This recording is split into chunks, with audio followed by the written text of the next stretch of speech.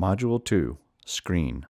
Pharmacists can include fall screening in any pharmacy setting. Review the patient profile and medication history to identify risk factors. Notice if a patient has trouble standing up, has problems with mobility, or uses an assistive device. Take the time to ask your patient about their risk factors. Specifically, screen for a history of falls and conditions or medications that increase risk of falls. When screening for a history of falls, ask your patients, have you fallen in the past year? Do you feel unsteady when standing or walking? Do you worry about falling? If your patient answers yes to any of the 3 screening questions, they're at increased risk of falling and need further assessment. Dr. Corey A. Canelti. The tools and questions we use for fall screening are the 3 questions. The first question, have you had a fall in the past year? The second question, do you worry about falling? And the third question, do you feel unsteady? And then in geriatrics clinic, we use the TUG test, the timed up and go test, as well as we have the stay independent self-assessment.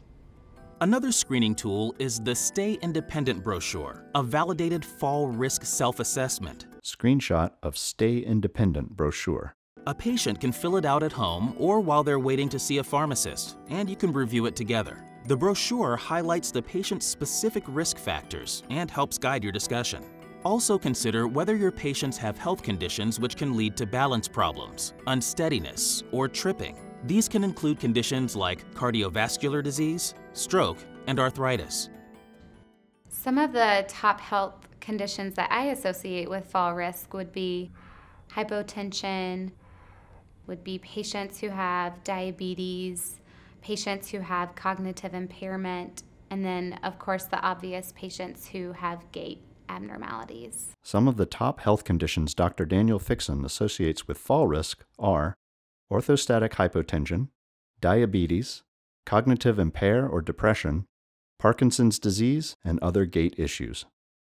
Sunny Lineber. In the older adult population, there are many comorbidities that increase risk for falls, and often what I see is that patients will have low blood pressure or hypotension. They may have low blood sugar or hypoglycemia, and both of those can contribute to falls. I also see patients who get up in the middle of the night to use the restroom, or they may have urinary incontinence, and that increases their risk of falling, especially at night. And then finally, movement disorders or mobility disorders are frequently a cause of falls in our older adult patients. Finally, identify medications that increase fall risk.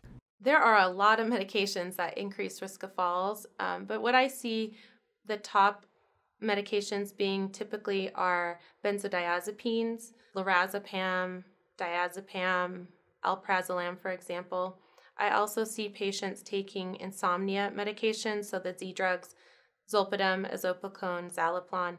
Those medications often are ones that the patient feels like they really need, but definitely increase fall risk.